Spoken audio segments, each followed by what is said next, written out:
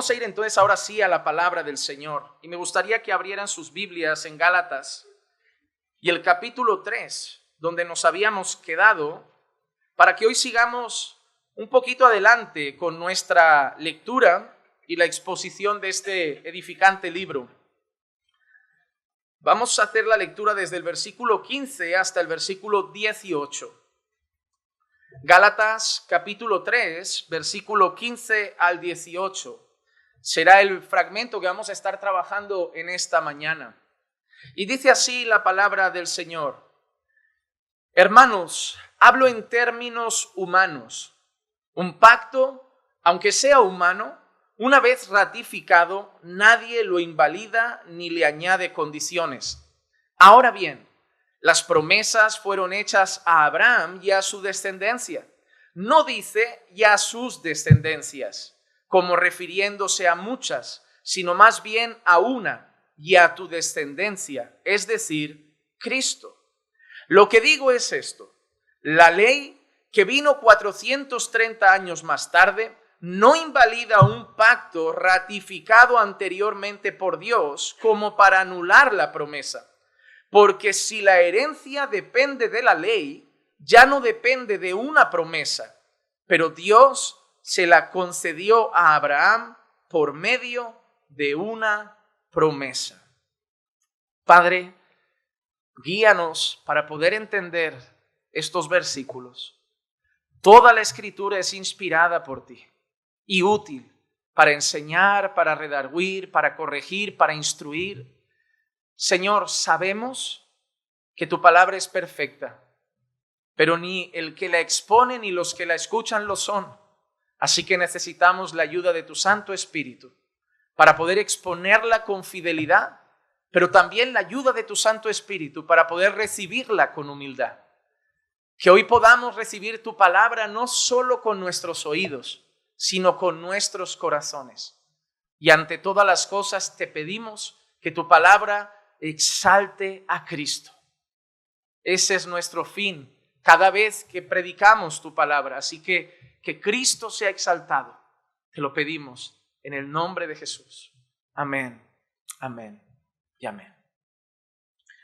Hermanos, me gustaría empezar con una frase del pastor Sinclair Ferguson que dice así.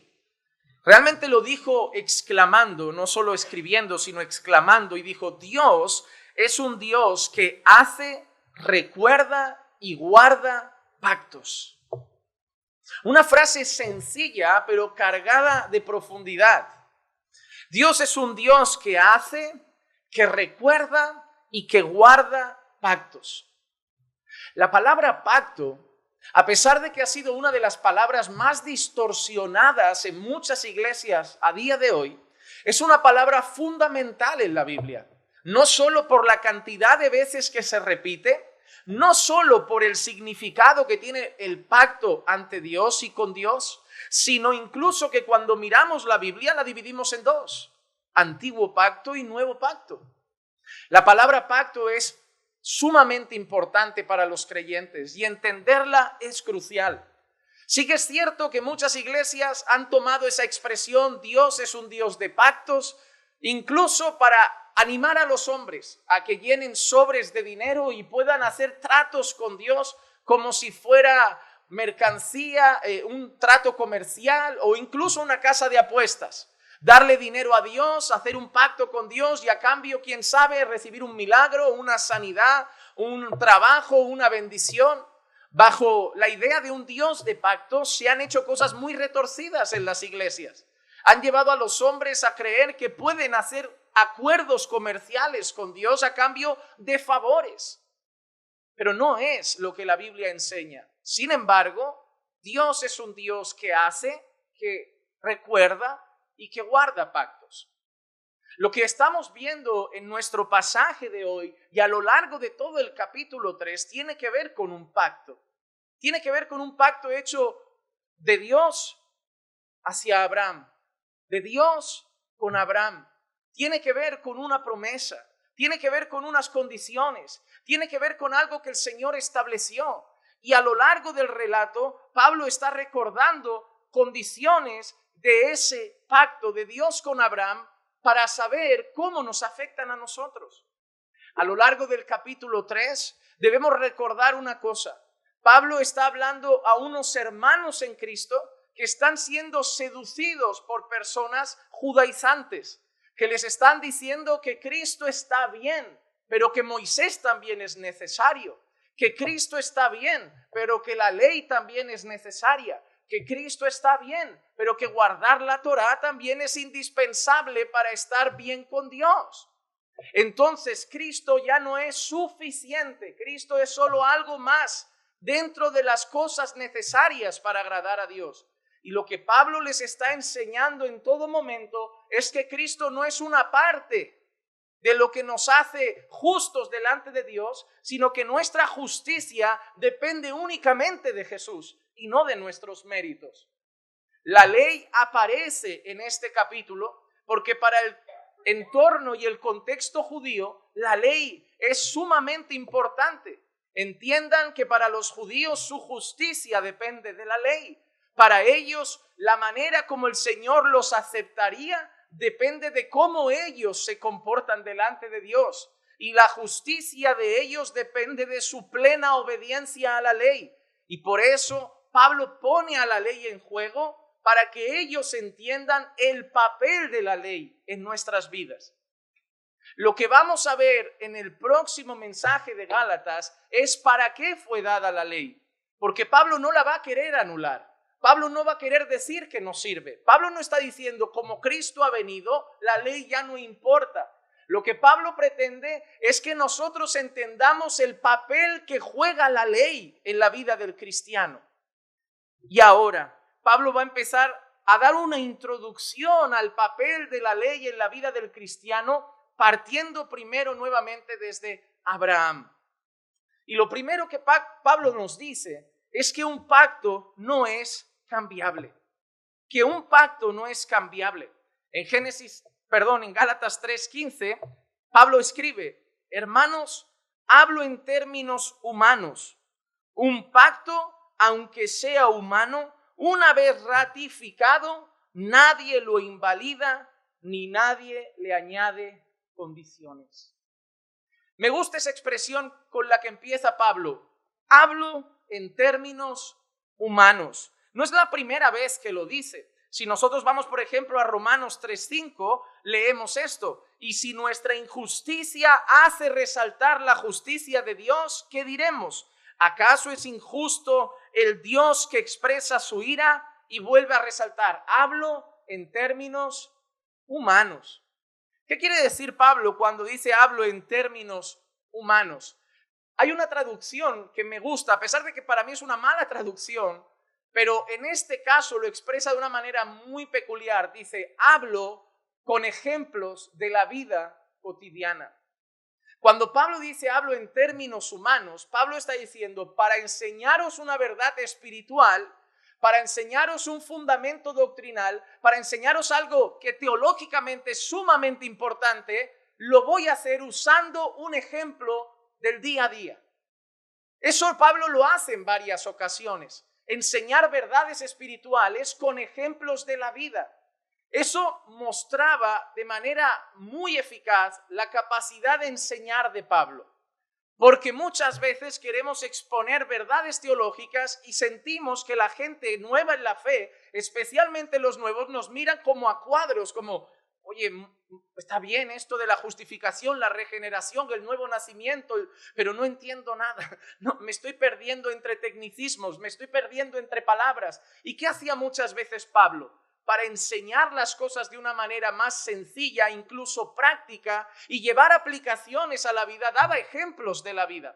Pablo hablaba de la vida cristiana como una carrera, como una batalla. Pablo daba ejemplos del trabajar y el esforzarse del cristiano como de un agricultor que tiene que sembrar y ser paciente. Pablo hablaba de todo lo que tiene que ver nuestra condición ante Dios con términos de jueces, de abogados. Ninguna condenación hay para los que están en Cristo Jesús. Y hacía que la gente pensara en un juicio, algo práctico para entender. Un juez, un abogado defensor, un condenado, el juicio. Entonces todo era más fácil de comprender. Ahora Pablo está hablando de qué, la ley, las promesas, un pacto, y dice, bueno, puede ser que a lo mejor la gente se me pierda por el camino. ¿Sabes qué voy a hacer? Les voy a hablar en términos humanos para que me entiendan. Voy a enseñarles esto con un ejemplo práctico de la vida para que me comprendan. Eso es lo que quiere decir Pablo. Y por eso dice, un pacto, esta es la parte humana, el término humano, la enseñanza práctica para que comprendan. Un pacto, aunque sea humano, una vez ratificado, nadie lo invalida ni le añade condiciones. Cuando nosotros pensamos en la palabra pacto, en este concreto caso, yo creo que la palabra que más se le asemejaría no es tan solo la palabra pacto, sino la palabra testamento. Seguro que si digo testamento ya le están viniendo cosas a la cabeza. La última voluntad de una persona. En nuestro contexto y también en el contexto romano de la época, un testamento sí se podía cambiar.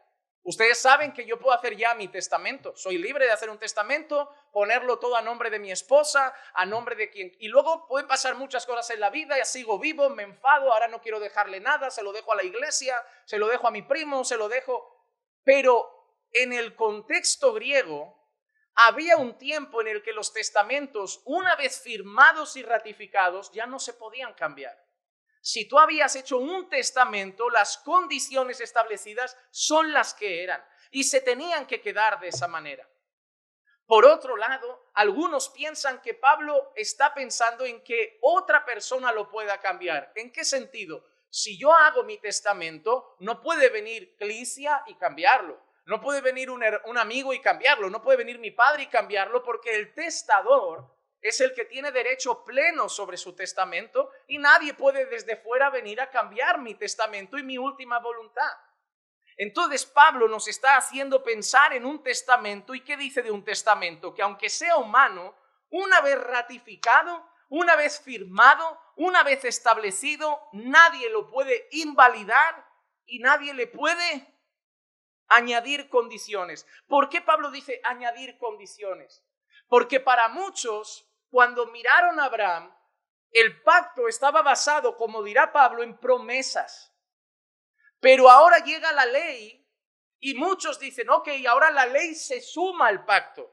La ley se añade al pacto. Lo de Abraham está bien, pero ahora hay que sumarle las condiciones de la ley.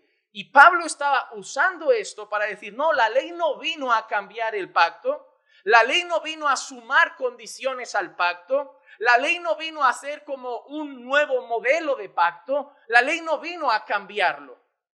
Por eso el siguiente mensaje que vendrá de Gálatas, que en teoría lo iba a hacer hoy, pero por la extensión lo decidí partir en dos, es importante porque ahí Pablo explicará para qué vino la ley, porque la ley tuvo un propósito. Pero no fue cambiar las cosas, no fue decir, bueno, al principio Dios hizo un pacto con Abraham, basado en que Abraham creyó y le fue contado por justicia, y entonces ahora tiene unas promesas para él y su descendencia, pero ahora olvidemos eso, nueva vida, ahora ha venido la ley y ahora hay una nueva etapa.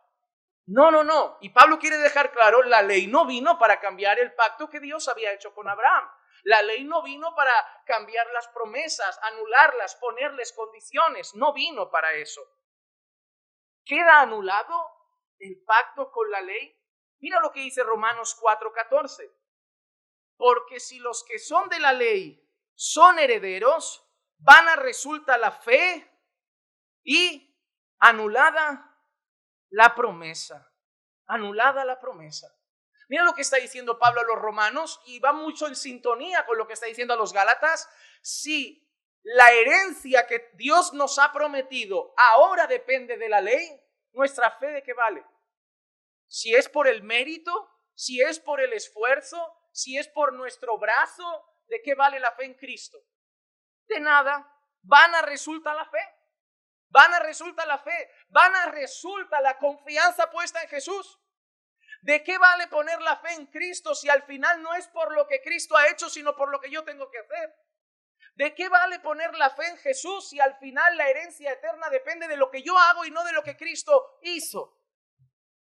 Porque lo que Pablo está queriendo destacar es que debemos entender que si somos justos delante de Dios, si mañana recibimos la herencia de la gloria eterna, no es por lo que yo hago, sino por lo que Cristo hizo. En eso descansa el corazón del creyente, en la obra perfecta de Jesús, no en su mérito.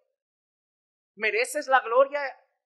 ¿Mereces la eternidad? ¿Mereces todas las bendiciones espirituales? ¿Pero por qué las tenemos? ¿Por qué descansamos en nuestra salvación? ¿Por qué nuestro corazón está confiado en lo que nos espera? ¿Por qué cuando un creyente parte de esta tierra le decimos con gozo hasta pronto? Pero él falló en su vida, él se equivocó en su vida ya, pero no descansamos en lo bien o mal que él lo hizo. Descansamos en lo que Cristo hizo. Nuestra confianza está en Jesús. Y si ahora es por la ley, ¿vana resulta la fe? Si ahora depende de nosotros, creer en Jesús, ¿para qué vale? Creer en Jesús ya carece de sentido. Y las promesas hechas a Abraham también se quedan anuladas, porque ahora todo pasa a nosotros, a nuestro esfuerzo y a nuestro mérito. Y eso es lo que Pablo está queriendo enseñar. La ley no vino para que ahora ya no fuera por la fe, ahora fuera por las obras, para que ahora fuera por el mérito, para ahora subir un escalón más en el pacto que Dios hizo con Abraham y poner nuestra responsabilidad en juego. La ley no vino para eso. La ley no vino a cambiar las cosas. La ley no vino a sumar condiciones. La ley no invalida el pacto. Y la ley no invalida la promesa. Nosotros tenemos que tener en mente ahora eso, un pacto, un testamento. ¿Qué partes vemos en un testamento? ¿Vemos un testador? ¿Un testador? ¿Quién es en este caso? Dios. El testador, amados hermanos, es la persona que hace un testamento. En este caso con Abraham es Dios. Luego vemos los beneficiarios del testamento. ¿Quiénes son? Abraham y su simiente o su descendencia. ¿Quién se beneficia? ¿Quién es el receptor del testamento? Abraham, pero no solo Abraham. Abraham y su simiente. ¿Qué es en sí el testamento? Las promesas de Dios. ¿Y cuál es el bien que se concede en el testamento? La herencia, la gracia y la justificación por la fe. Esos son los elementos de ese testamento. Esos son los elementos de ese acuerdo. Esos son los elementos de ese pacto. A diferencia de un trato humano, esto no se trata de una transacción comercial. Tú tu parte y yo la mía. No, es una parte donde el Señor garantiza que alguien recibirá el beneficio. La ley no vino para cambiar el pacto de Dios con Abraham.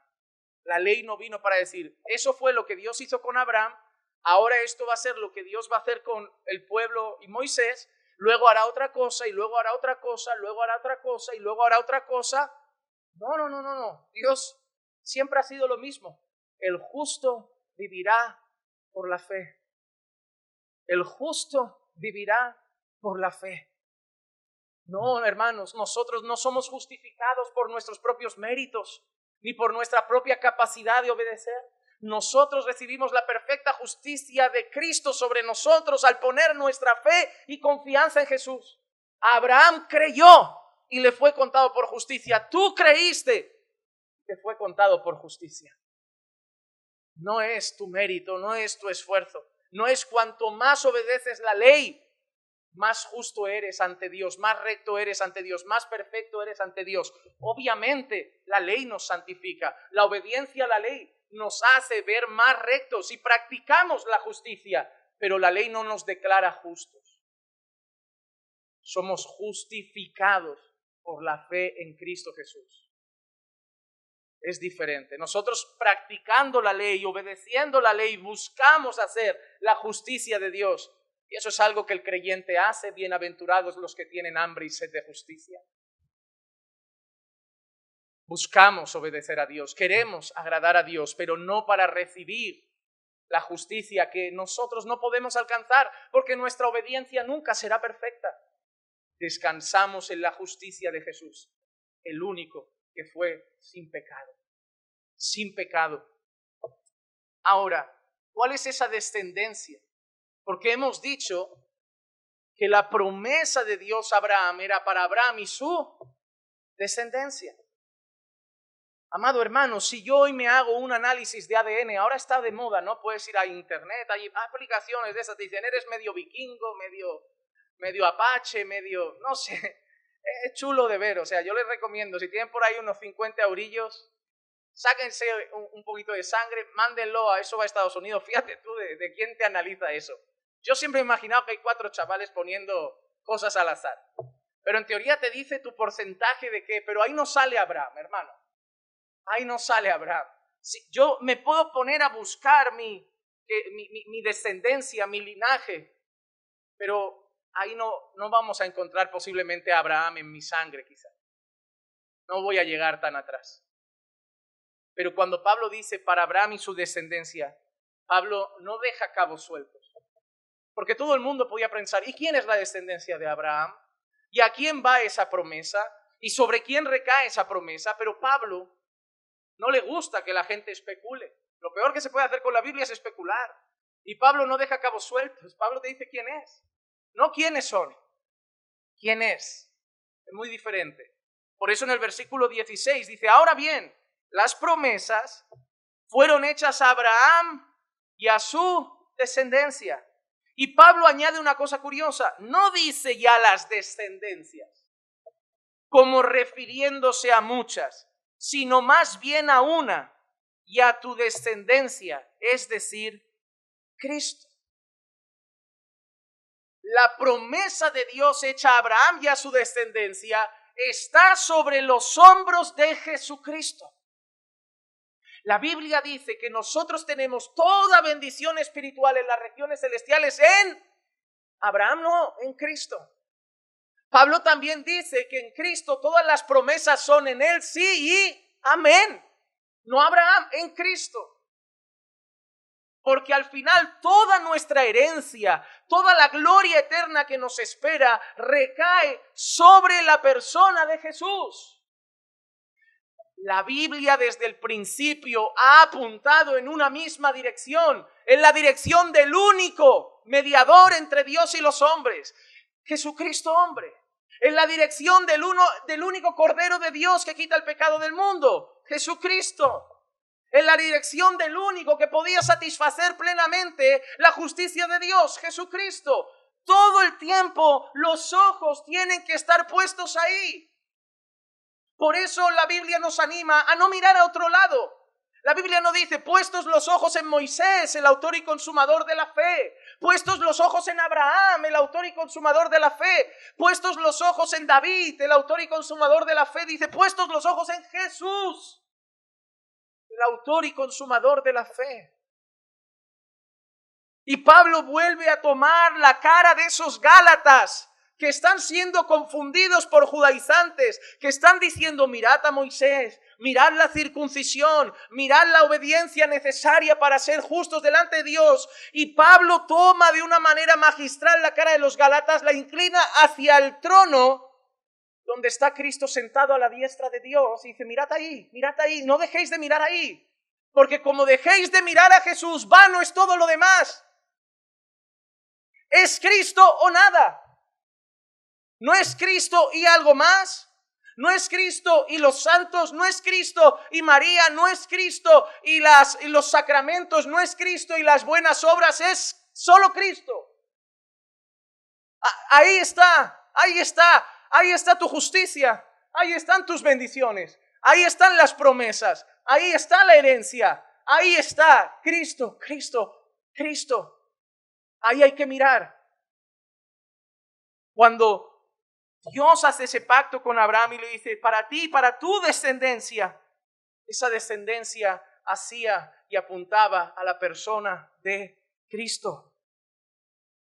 En Génesis 17:7 leemos, y estableceré mi pacto contigo y con tu descendencia después de ti, por todas tus generaciones, por pacto eterno, de ser Dios tuyo y de toda tu descendencia. Entonces, ¿de quién es Dios? Tuyo y de toda.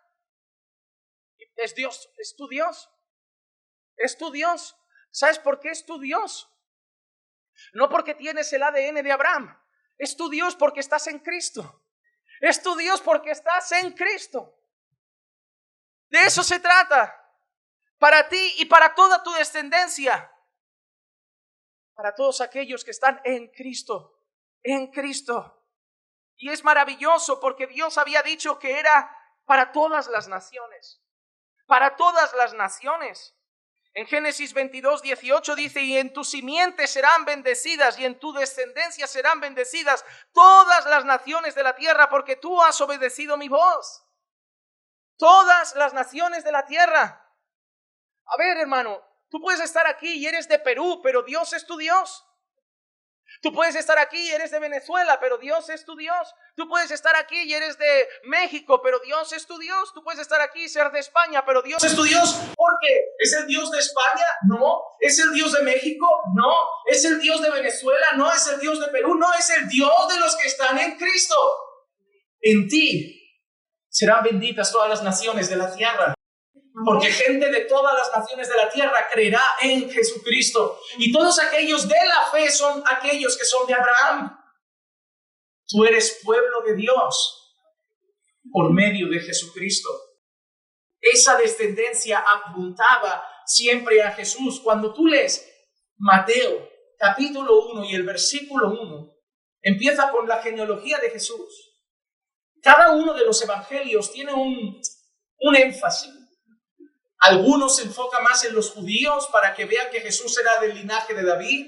Algunos se enfocan más en los griegos para mostrar a Jesús como el siervo perfecto y excelente. Mateo habla del linaje directamente. Tú piensas que había un pueblo que estaba esperando un descendiente directo, de un linaje directo, de sangre real. Y empieza diciendo esto Mateo 1:1. Libro de la genealogía de Jesucristo, hijo de David, hijo de Abraham. ¿Casualidad que empiece con David y Abraham? ¿Casualidad que llame a Jesús hijo de David? Cuando se esperaba un rey del linaje de David que reinaría por siempre. ¿Casualidad que se le llame hijo de Abraham cuando se esperaba una promesa en la descendencia de Abraham? No. Él es el linaje de David. Él es el rey que un día se sentaría en el trono y gobernaría por siempre. Él es el rey que tendría el cetro de justicia en su mano. Él es el rey que gobernaría por siempre las naciones. Él es el que esperáis. Él es la descendencia de Abraham. Él es la promesa. Él es la garantía de la herencia. Es Él, es lo que está diciendo Mateo desde el primer versículo. Es Él, siempre fue Él. Todo se trata de Él, de Jesús, hijo de David, hijo de Abraham.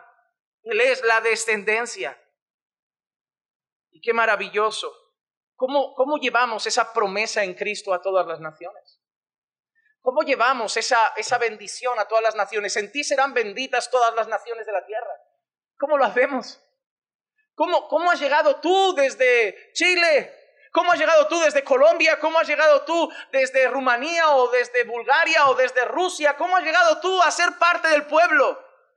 ¿Cómo has llegado tú a ser parte de en ti serán benditas todas las naciones de la tierra? ¿Cómo? Mateo 28:19. Id pues y haced discípulos de todas las naciones. Hermanos, ¿saben por qué debemos seguir cumpliendo la gran comisión? ¿Saben por qué debemos seguir cumpliendo el mandato de ir y predicar el evangelio? ¿Saben por qué debemos seguir sustentando misioneros? Porque todavía hay gente que es parte de la herencia, todavía hay gente que es parte de estas bendiciones, todavía hay gente que es parte de estas promesas. Y a Dios le ha placido salvar mediante la locura de la predicación. Hermano, como iglesia podemos hacer muchas cosas, de verdad, y cosas loables y buenas y lícitas. Los hermanos los lunes van a un comedor, está muy bonito, van a un comedor, hacen alimentos, hacen bocadillos, hacen cosas, los reparten, están ahí. Pero hay personas que sienten más inclinación a hacer obra social que predicar el evangelio.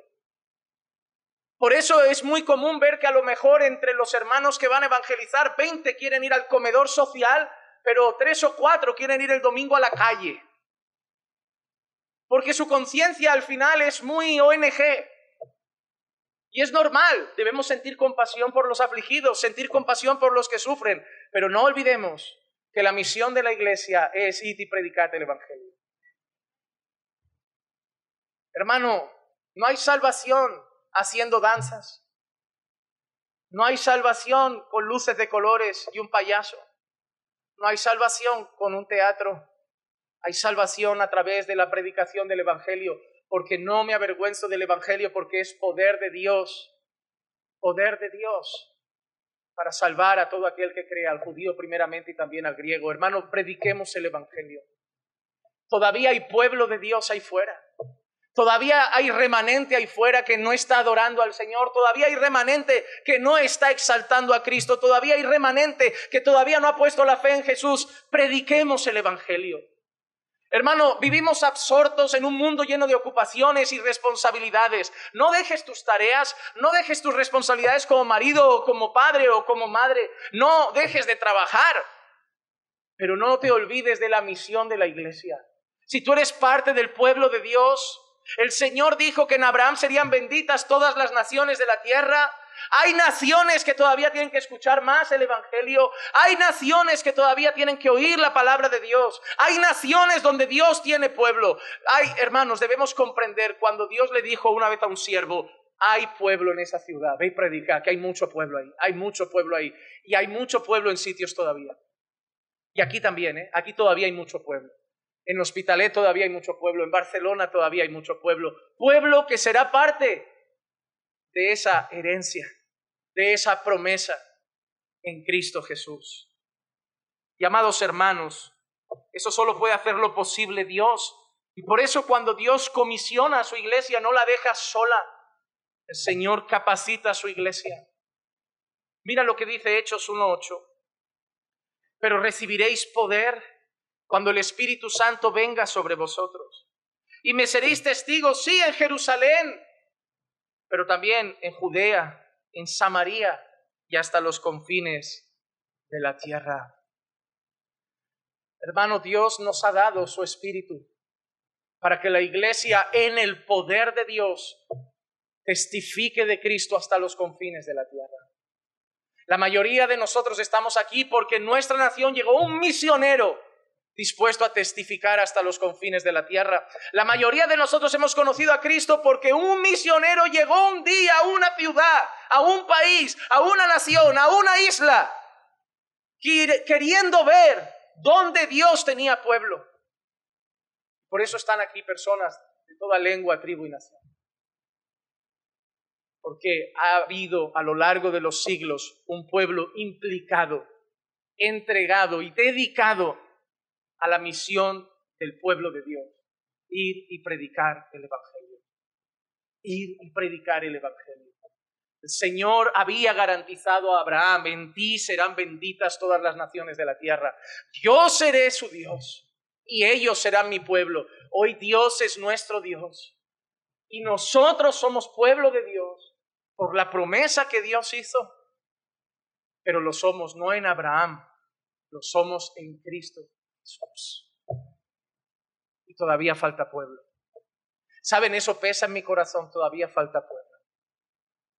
A veces nos hemos puesto ya tan felices con nuestra salvación, queremos enriquecernos cada vez más, alimentarnos cada vez más, conocer cada vez más. Y es así, amén, porque una de las características de un hijo de Dios es querer conocer cada vez más de Dios. Pero debería arder en nuestro corazón: falta pueblo aquí, falta pueblo aquí, falta pueblo aquí, falta pueblo aquí.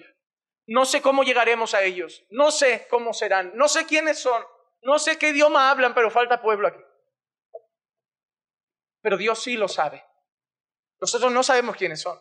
Y puede ser que nos sorprendamos y el que pensamos que tiene el corazón más blandito no se llegue a doblar nunca ante Cristo. Y el que pensamos que tiene el corazón más endurecido, Dios lo postra ante Él. Pero nuestra responsabilidad no está en averiguar quién es, ni en adivinar quiénes son. Nuestra responsabilidad es ir y predicar. Unos plantan, otros riegan, el fruto es del Señor. Pero todavía hay pueblo que pertenece a aquellos que serán redimidos en Cristo Jesús. Por eso Pablo lo ratifica: la ley no cambia la promesa. La ley no cambia la promesa. Lo que digo es esto. Mira qué dice Pablo. Ahora Pablo dice, os lo explico más claramente. Ha empezado diciendo, hablo en términos humanos y da un ejemplo de un testamento. Ahora dice, lo que quiero decir es esto. ¿Sabes? Eso es lo que hace un buen maestro. A veces uno prepara las notas perfectas aquí. Empieza a enseñar, empieza a exponer, empieza a predicar y empieza a ver caras de me perdí, pastor, me perdí, yo ya no estoy contigo. Te estoy escuchando, pero ya no te sigo. ¿Sabes qué tiene que hacer un pastor? Mira, la diferencia entre un predicador y un pastor es que el pastor se preocupa del corazón, de que lo entiendan, porque ¿de qué vale haber escuchado una hora a alguien hablar y no haber entendido ni los 10 minutos primero? El pastor por eso mira caras y va girando, no para soltar una indirecta, para ver si lo está entendiendo todo el mundo. Sí, porque con que un grupo ya esté como... Ahí te tienes que parar, no hay prisa, no hay que acabarse la Biblia mañana. Parar y dar otro ejemplo, y dar otro ejemplo. El mayor gozo del pastor es cuando de golpe hacen... Amén, muy bien, sigamos. Porque nuestro deber no es hablar, nuestro deber es enseñar, es instruir. Nuestro deber no es que te vayas a casa con muchísima información, con una, pero bien aprendida. Ah, pastor, hoy solo vamos a aprender que la ley no cambió la promesa ni el pacto. Suficiente. Graba eso en tu corazón, porque ya tienes un fundamento muy importante. Hoy no hay que aprender mucho, pero lo que hay que aprenderlo bien. Por eso Pablo dice, voy a hablar en términos humanos, os doy un ejemplo. Y a lo mejor vete a saber tú la cara que están poniendo. Dice, os lo vuelvo a explicar de otra manera para que me entendáis. La ley, mira lo que dice, la ley que vino 430 años más tarde, no invalida un pacto ratificado anteriormente por Dios. La ley que vino no anuló lo que Dios hizo. No es, bueno, etapa pasada, la de Abraham con Dios, Isaac y tal, ahora estamos con Moisés, un nuevo tiempo. No, dice, no, aquí no. Aquí Dios no está escribiendo varias historias, es solo una historia. Hay un error cuando leemos la Biblia como varias historias. Porque la Biblia es la historia de la redención. No son las historias de la redención, es la historia de la redención. Desde el principio hasta el final apuntando a Jesús. Habrá una simiente de la mujer que pisará la cabeza de la serpiente. Esa es la garantía, redención. Es más, ese pacto no se hizo en el Edén, se hizo en la eternidad, entre el Padre y el Hijo. Porque la Biblia dice que el Cordero estaba preparado antes de la fundación del mundo. Ya Dios sabía lo que iba a suceder. Pero amados hermanos, mira lo que dice, la ley que vino 430 años más tarde no invalida un pacto ratificado anteriormente por Dios como para anular la promesa. No anuló nada, no cambió nada, no modificó las condiciones. Dice, porque si la herencia depende de la ley, ¿cuál es la herencia? ¿Cuál es la herencia? ¿Qué piensan, amada iglesia? ¿Qué es la herencia?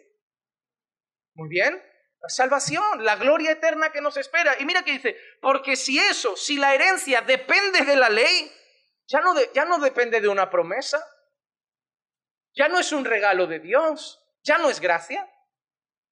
Porque si me la gano yo, no es gracia. Cuando tú le dices a alguien, la salvación es por gracia, pero tú debes, ya no es gracia. Ya no es gracia.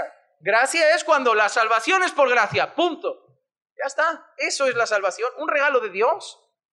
Claro, algunos cuando enseñamos esto empiezan a pensar, pues entonces vivamos como queramos. Ese es el orgullo del hombre, que no acepta un regalo.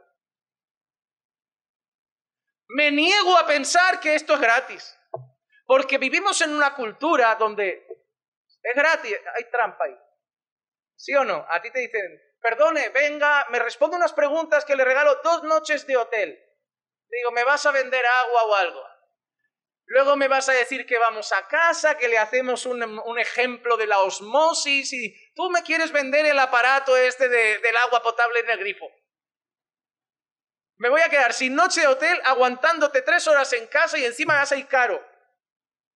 Aquí crecimos en una cultura que nos decía, nadie da un duro por 2 pesetas, No te fíes, gratis, trampa. Por eso parece que Dios no va a hacer lo mismo. Gracia, no, esto tiene que ser trampa. Seguro que Dios nos está diciendo que nos lo regala, llegamos al final y nos vamos al infierno por haber confiado. Pero Dios no es hombre para mentir, ni hijo de hombre para arrepentirse. Tú y yo somos tramposos, a lo mejor Dios no. Si Dios dijo, es por gracia, es por gracia. Somos libres en Cristo. Somos libres. Claro, como Pablo ha tenido este percance que muchos tenemos de pues vivamos como queramos, Pablo siempre sabe que van a salir esos opositores y más adelante, en el libro de Gálatas mismo, Pablo dirá, pero no uséis la libertad como motivo para pecar.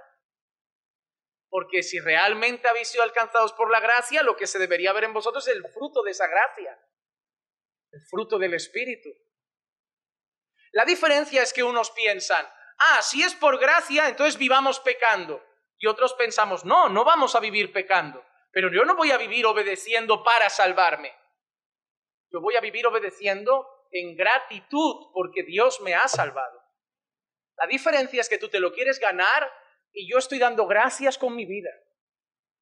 Yo estoy siendo una ofrenda, un sacrificio vivo, santo y agradable a Dios, que es mi culto racional, un culto en adoración por la salvación que me ha dado. Yo no voy a llegar delante de Dios con un cartel de me lo he ganado. Yo voy a postrarme delante de Él y decir, solo tú eres digno.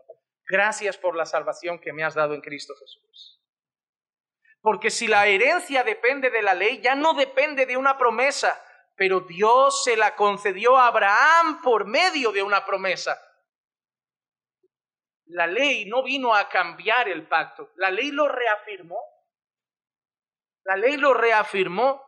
Mira lo que dice Deuteronomio 7, versículos 12 y 13. Deuteronomio 7, versículos 12 y 13. Y sucederá que porque escuchas estos decretos y los guardas y los cumples, ya que vienen, el Señor tu Dios guardará su pacto contigo y su misericordia que juró a tus padres, y te amará, te bendecirá y te multiplicará.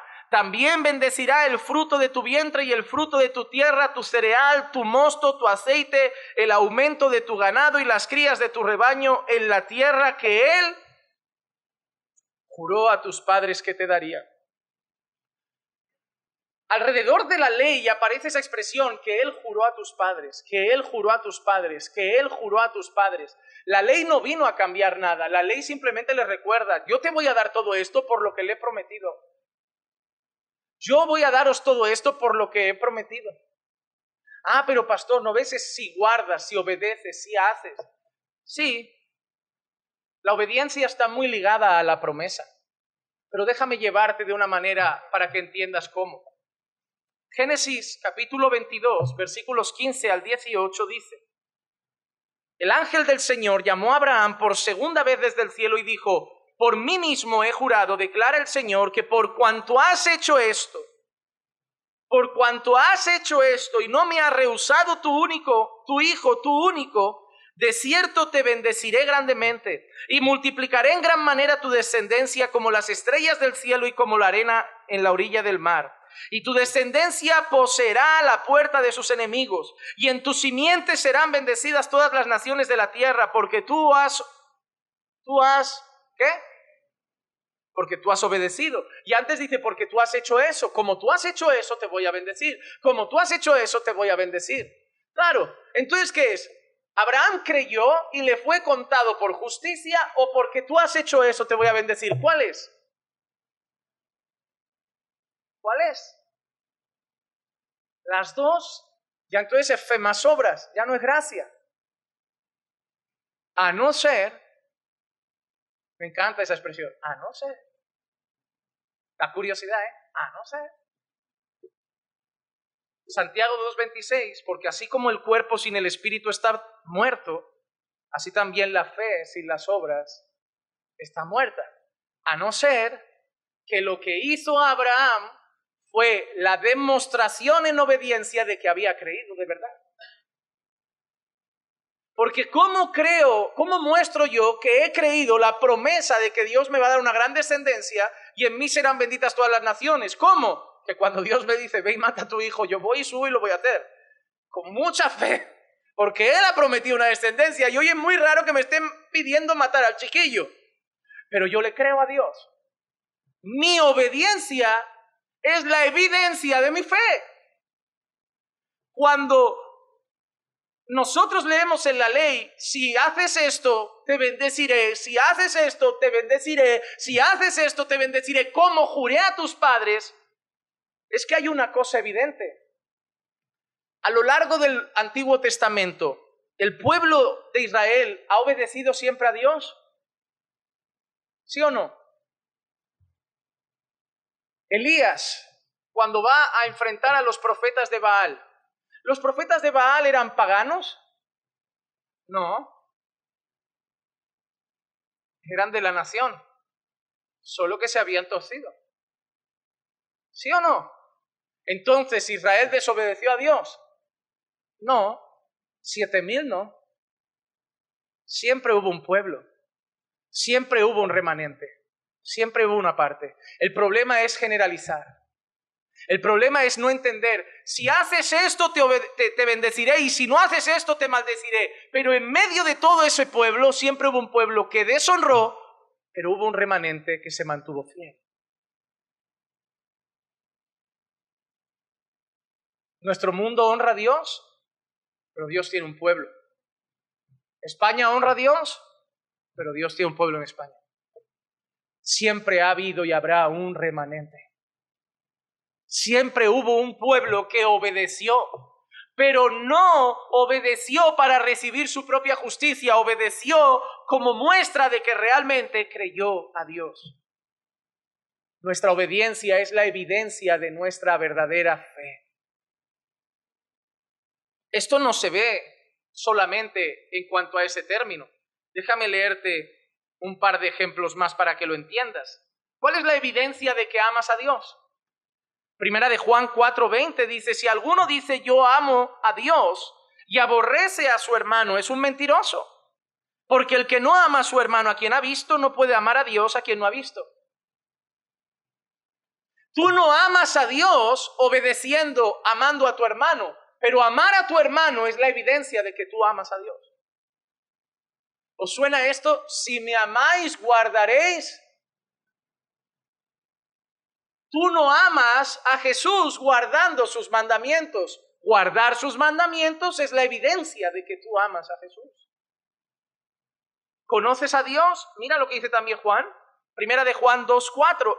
El que dice yo he llegado a conocerle y no guarda sus mandamientos es un mentiroso y la verdad no está en él.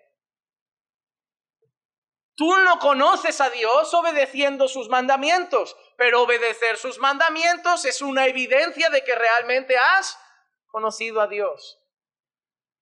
La obediencia, las obras no son el camino hacia Dios, es la evidencia de que estamos ya en Dios. Yo no voy a llegar a complacer a Dios hasta que me apruebe obedeciendo. Dios me ha aprobado en Cristo. Dios ha aprobado a Cristo y mi obediencia es que yo realmente he creído eso. Yo he creído que soy nueva criatura. Yo he creído que Cristo ha pagado por mis pecados. Yo he creído que Cristo ha cancelado mi deuda en la cruz y al que mucho se le perdona, mucho ama. Yo he creído que Dios me ha perdonado y por eso lo amo tanto. Por eso lo amo tanto. Yo te lo puedo explicar de esta manera. Hay personas que tú dices, oye, parece que vive una vida poco devota a Dios. Pues debe pensar que no le han perdonado tanto. Debe pensar, oye, yo tampoco asesiné, yo tampoco hice una masacre como para tener que ahora rendir toda mi vida al Señor. Pero yo sí, yo quiero rendir mi vida porque a mí me ha perdonado mucho. Y no me ha perdonado un día, me ha perdonado muchos días, muchos años de pecado. Y me sigue perdonando. Merece todo de mí. Merece que mi vida entera esté rendida en devoción a Él. Hermano, yo no quiero darle al Señor un poco de mi semana. Yo no quiero darle al Señor un poco de mis días. Yo quiero vivir para el Señor, porque el Señor me ha perdonado mucho. Pero yo no quiero vivir de esa manera para tener el cartel de yo soy el gran cristiano y tú no. Yo quiero vivir de esa manera para decirle a todo el mundo, Cristo me redimió. Él es el bueno, yo no. No, yo no soy el gran siervo de Dios. Cristo es el gran siervo de Dios. Yo no soy el gran hijo de Dios. Él es el gran hijo de Dios. Yo soy un miserable pecador agradecido que intenta obedecer lo mejor que puede al Señor en gratitud por tanto perdón recibido y por todas las promesas que me ha dado en Cristo Jesús. Mi vida solo dice gracias. No dice me lo merezco. Dice gracias. Lo digo con la boca, lo digo cantando, lo digo obedeciendo, lo digo sirviendo, lo digo cuidando a mis hermanos, lo digo intentando servir a mi iglesia. Todo lo que hago es para decir solo una cosa: gracias por la salvación. No merezco nada, pero me lo has dado todo en Cristo Jesús. Porque si es por mí, si me lo tengo que ganar, si es por mi esfuerzo, si es por mi trabajo, entonces Jesús murió en vano. Gálatas 2:21, Pablo ya había dicho esto: no hago nula la gracia de Dios, porque si la justicia viene por medio de la ley, entonces Cristo murió. Si la justicia viene por medio de la ley, entonces Cristo murió en vano, hermanos. Si yo te preguntara, si alguien te preguntara, si alguien te para en la calle y te hace una pregunta muy sencilla: ¿para qué murió Jesús? ¿Qué diríais? ¿Para qué murió Jesús? ¿Para qué? ¿Para qué? ¿Para hacer la salvación posible? No, para salvar. Él no vino a hacer algo posible, Él vino a cumplir. Jesús no vino a decir voy a poner la salvación accesible para el que la quiera. No, yo vine a salvar. Cristo no vino a intentar salvar. Cristo no vino a hacer la mitad del camino y decir: mira, yo he recorrido esto, ahora de aquí para adelante cada uno se lo ocurra. No, Cristo dijo: consumado es. Yo he cumplido, he redimido un pueblo. Con esta sangre he pagado por un pueblo, lo he comprado. No he hecho la compra posible, lo he comprado. No he hecho la salvación posible, les he salvado. No he venido a ver si encuentro ovejas, las he venido a buscar. No he venido a dar mi vida por quien la quiera, he venido a dar mi vida por mis ovejas. Cristo no hizo una salvación posible, Cristo nos vino a salvar. Nos vino a salvar. Y si ahora nosotros tenemos que hacer nuestra salvación posible, entonces Cristo murió en vano. Cristo, haberte ahorrado los sufrimientos, porque al final depende de mí. Te podías haber quedado allí en gloria. Pero no, es que no depende de mí, de mi esfuerzo, de mi mérito. Solo Él podía salvar. Solo Él podía salvar. Y vino a salvar a viles pecadores. Lo vil y menospreciable del mundo, Él lo escogió para llamarlo Hijo de Dios. Y ahí estábamos nosotros. Y ahora nuestra vida es solo un cántico de alabanza por esa salvación. Nuestra vida es una vida de adoración por esa salvación, una vida grata por esa salvación. Hasta Abraham lo celebró. Hasta Abraham celebró lo que hizo Cristo. ¿Cómo? Pero si Abraham, mucho antes, ¿cómo va a celebrarlo? Hay una expresión quizá rara para muchos. En Juan 8, 56 al 58 dice: en ese contexto, Jesús con unos judíos les está diciendo: antes que Abraham fuera, yo soy. Él se está poniendo por encima de Abraham, está hablando de su eternidad, pero en medio de esto dice una cosa muy interesante. Dice: vuestro padre Abraham se regocijó esperando ver mi día. ¿Cómo que vuestro padre Abraham, que ni sabría qué cara tiene Jesús, se regocijó esperando ver este día? Y lo vio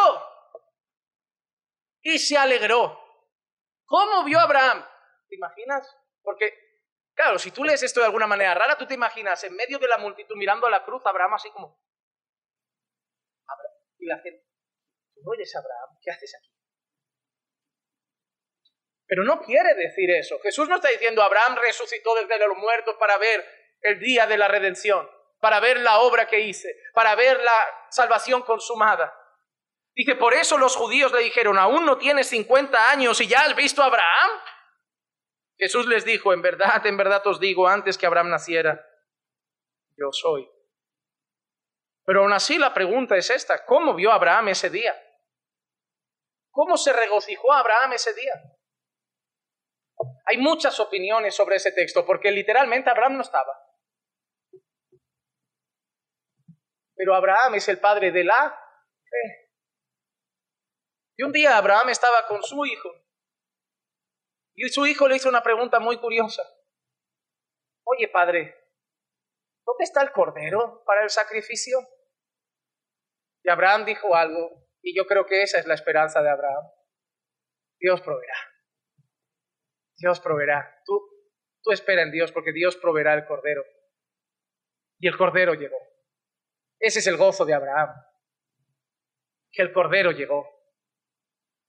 El cordero de Dios que quita el pecado del mundo. Amada iglesia, tú tienes mucho que celebrar hoy.